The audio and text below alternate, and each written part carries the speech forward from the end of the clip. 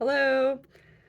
So I'm going to show you my projects that I made in the last 2 weeks. I didn't post last week because, well, first of all, I'm not going to be posting every week because that's crazy, um, to promise it at least. If I end up doing it, it's one thing, but I'm definitely not going to promise it. um, but last week, my daughter had ACL surgery, so I spent a lot of time um, in the surgeons with her, and you know, I made her a stuffed pig, which is downstairs, which I can't show you. I'll maybe show it sometime. I don't know. And I also made my first amigurumi project, which is a little stuffed chicken, and it was very cute, but I gave that to my niece. I did take a picture, so yeah. Um, I don't really believe in editing videos, so I probably won't add it in here, but I was making things last week. Yesterday, I made this lovely um, peach fez, not to be confused with peach fuzz. It's roughly based on a men's smoking cap pattern from the 1860s. I think it's from Peterson's, but I also have seen some other like sewn and crocheted hats that are like this. Some of them are fezzes. They're usually for men, but in Der Bazaar, which I've been loving. I love it. One of the things about Der Bazaar that I found very bizarre is that so they sold the rights to reprint their engravings in a lot of different publications. It's really funny because like they're originally printed in Der Bazaar in 1860, and then they're like new fashion in the United States in Goody's Ladies Book of Sewing or whatever it's called, and or I think it's just Goody's Ladies Book. Anyway, like in 1865 or 1867, it's like these new patterns, new fashions, and it's like, dude, that's the exact same thing from 7 years ago, 5 years ago, even 2 years ago. It's very funny. Okay, so let me go through some of my makes for the last 2 weeks. I made this scarf. I might have showed this one already. I have to be more careful with beating the selvage, and I also just have to remember that it needs to be a little wider than this if it's going to be for a grown human person. I made after it was too long, so I cut it off and I made this. So I'm looking for things to wear on my head because um, it's fun, but also because I am often struggling with um, too often scratching my head, and I just want to stop that. So I created this thing, which is like a headband thing, and it's a little weird. It's a little vintagey. I like it. I'll wear this. Um, yeah, I like the wovenness. What I ended up doing is I just sewed a seam here, and I made a little I-cord. No, I think this is just like a single crochet hook thing. So I can wrap it around my hair or just like I did around my head. And I don't know what this is called. Maybe it's sort of like a fanchon a little bit, or maybe like part of like a cap or like the brim of a cap or something. But anyway, I like it. Um, I made this a while ago for my daughter, the one who had the surgery, and it turns out that I looked at a pattern, and this is basically a tam o' shanter. I thought it was a beret. I guess you could kind of wear it like a beret a little bit, but I think usually a beret is going to be like more flat, right? And this definitely isn't. This has definitely got some gathers. And at first I was like, oh, that sucks. Like, I totally messed this up. This is terrible. But this is just a tam o' shanter, which is like equally cool. I mean, Scottish, not French, but still really cool. And this is such a great yarn. Just the color is just so bright. I don't think you can really appreciate how bright it is. It's a Karen Simply Soft, you know, it's crappy, crap-tastic yarn. And I don't know why I finished. I think I originally thought that um, I originally liked the right side of the crochet, which is the one with all the stitch definition, but actually I ended up liking the wrong side better because it just blended a little bit more. This is just me increasing based on intuition. Um, you know, since then I've thought about it more, and you're increasing each um, row linearly because of the way circles work. uh, so it's good to know that, like, you don't have to add like crazy ton more stitches. When you do, then you get that gathered look, and you might not want that. I made this a little while ago, but I like it. Although I can't really use it for its intended purpose, which was I wanted to make a cool headscarf. But I put two fabrics together and I just sewed like hand stitched a little hem on the edge, like really, really basic. But it's a little bit too thick now to really be a great headscarf. Like, you really need to have a thin fabric for your headscarf, right? But I can sort of do something. And also I've made it a rectangle, so yeah, not ideal, but I can still wear this, and this will end up totally being a good style for me that I like. You know, check bounding a little bit. And I could even wear it the other way, right? Like, I like this is a totally 1960s, this is real vintage fabric from my grandma. This one right here is just repro fabric, repro 1930s quilt fabric, which I love. That's my favorite style of fabric, actually. So if I wore it like this, then it would also look good, and you would see the cute edge. But honestly, when I make this again in the future, I'm going to want to only use one layer of fabric. But both of these are printed fabrics, so they don't have both sides. So unlike, you know, a bandana or anything that's like dyed like batik like that, then that would work better. But yeah. Okay, so next project. This is a finish that I did a while ago, but I really wanted to show because it's important. This is my second sweater that I ever knit, ever. My first sweater didn't turn out very well, so I felted it because I thought, like, oh yeah, it's too big, so I'm gonna felt it down. Well, it ended up felting to be the size for my niece. And so I gave it to her mom to embellish and embroider, but it's really going to be a jacket, and it's not really that perfect. And if she sews it away, that's fine. But this is my second sweater that I ever knit. And yeah, there we go. It's got some rolling on the edge because I didn't really know how to finish it. And the color work is all just made up. And actually, everything is made up. I didn't use a pattern. I did base it roughly on some pattern, and I did use YouTube tutorials to learn how to do these increase and decrease rows and how to connect it. And I knit it in the round, and it's with this 80% poly or acrylic and 20% wool. I blocked it. I originally thought this was going to be big enough for me because I knew that, like, when you block it, it'll stretch out a lot. But I ended up also stitching really, really tight stitches because I think I was just a little bit insecure about my stitches being too loose. So, and I can see mistakes in this. This is, you know, a first piece. And I don't know, maybe I should do something about the bottom. Like, maybe I should just like hem the bottom down or something. Anyway, I do like this sweater. It was a learning experience, and my daughter likes it. The thing that's nice about it too is the colors. It could be a little boy sweater too, so she might not even wear it next winter. She might be too big, but my son will be able to wear it, and I can just keep it because this is my first sweater that really turned out. Okay, next project. So, oh yeah, I learned how to Tunisian crochet. That was fun.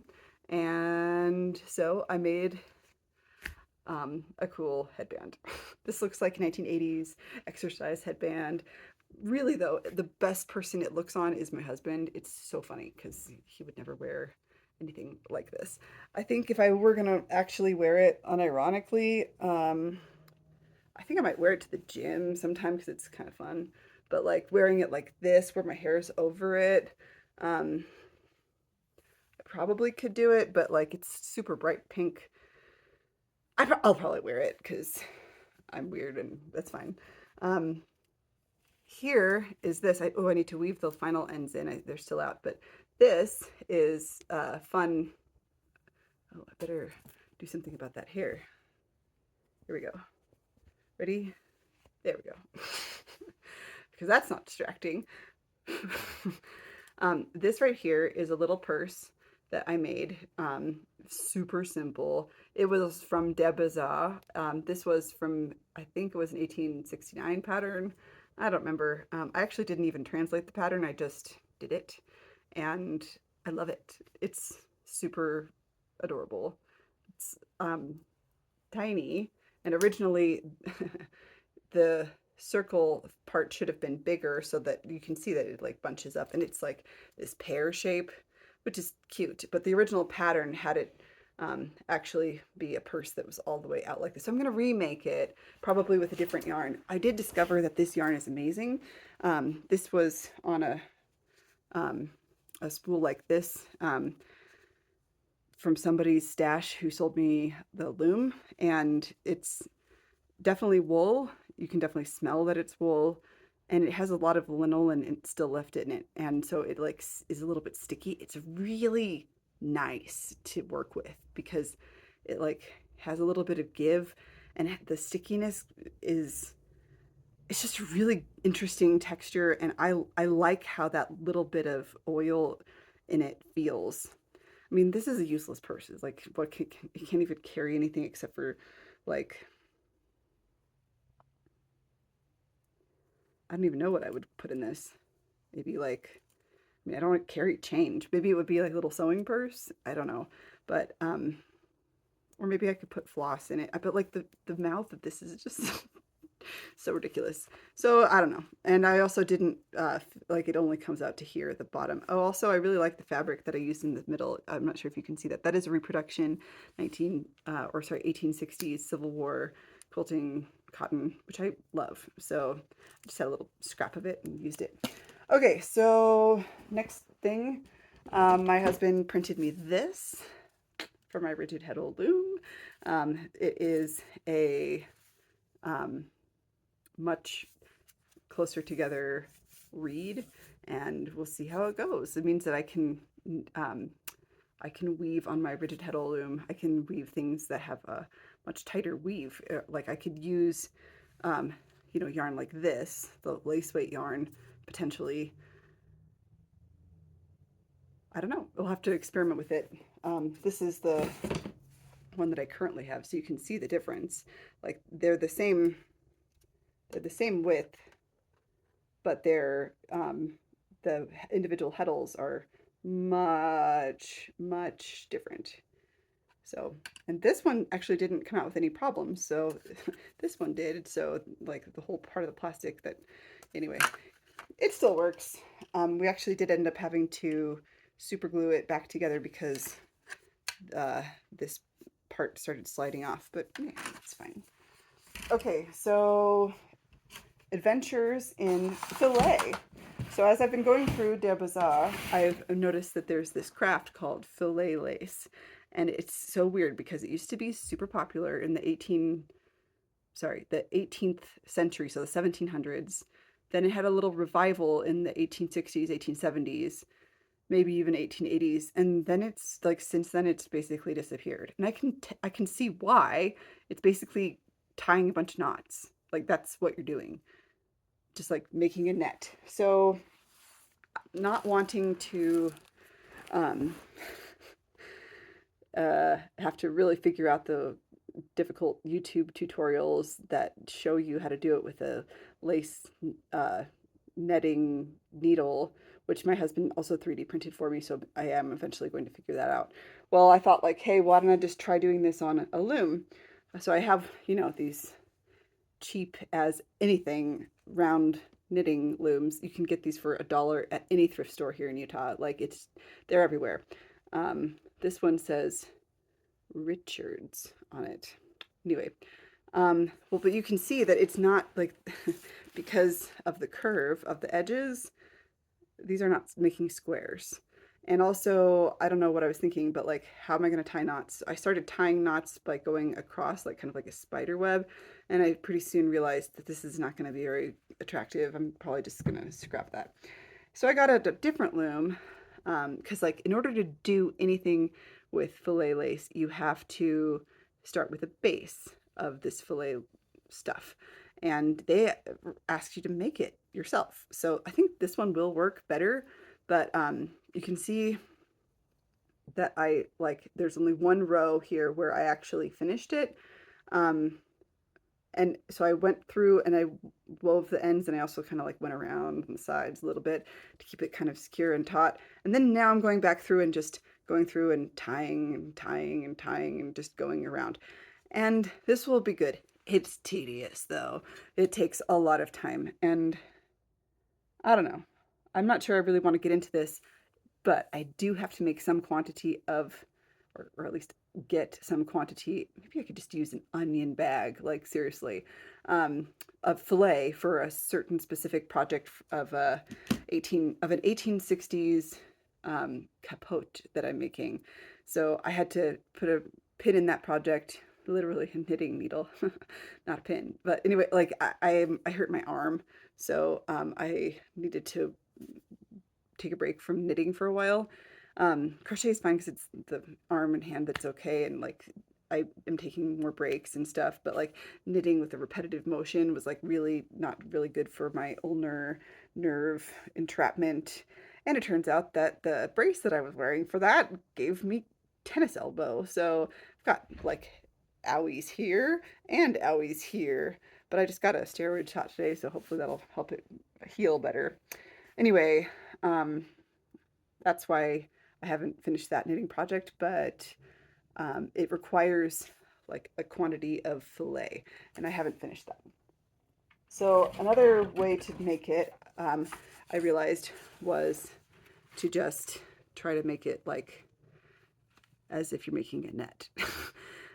So I just set up my loom and I started, you know, I watched a tutorial on how to make a net, which is like a much bigger scale. But honestly, this is way too big of a scale. Like it has to, like to match the pattern, it would have to be half that width. But what's really good about this one, I'm sitting behind it, but I guess that helps you to see. What's good about this one is it's really straightforward what the next step is. I think I am going to eventually just get up the courage and do it the right way. But I think I was just intimidated. So like, yeah, you just literally are making knots. You're just tying little knots. So I would tie a knot right there and I would try to make it even. And you know, when you're doing filet lace, the one of the things that is important is to make sure that the spacing is right. I'm just eyeballing it there, but like you usually have like a spacer rod that you stick in. Usually it's just like a popsicle stick like thing. I don't know what they would have really called it back then, and what it would have been made of back then. Probably wood. I don't know. Maybe it was just a stick. I don't know. But like you can just stick it in, and part of me is like, you know what? You know what would be a lot easier than making a million little knots would just be making a quantity of spring. I mean, you just set up I probably would use this loom again, and I'd set it up where like all the strings are dangling, and then I just would stick, like literally I have, you know, like a dowel. I'd stick a dowel in, and then, so like you twist your string, you stick a dowel in, and then you twist it again, but you don't twist the same ones around each other, you twist different ones. So then it ends up creating this like springy mesh thing, but without knots. So I might just do that because that seems a lot easier. Um, Other things to show. I didn't show this before, but it's kind of cool. I needed a niddy noddy. I think this is what this is called. And I realized, I could like buy one for 50 bucks or whatever, like an antique, or I could, you know, try to get my husband to 3D print me something, but like it's kind of annoying. Went to in the yard and got a stick from our yard. I had my boys sand it. We literally just like screwed these pieces in right here. It is very rustic, very plain looking. What's nice is that it's nice and sanded. I might stain it a little bit.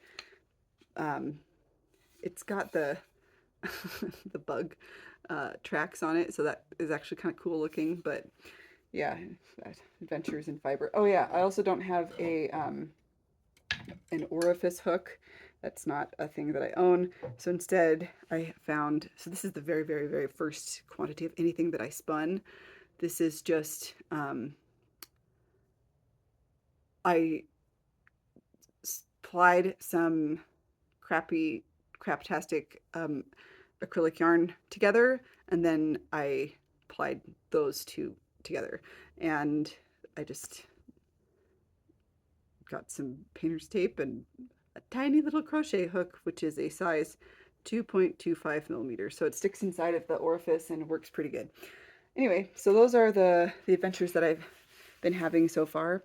I also experimented a little bit in yarn dyeing, actually not yarn dyeing, but wool roving dyeing, and there'll be more about that later. Tonight is the dye exchange, so we'll see how that goes. Anyway, those are my updates for my fiber bounding adventures for the last 2 weeks.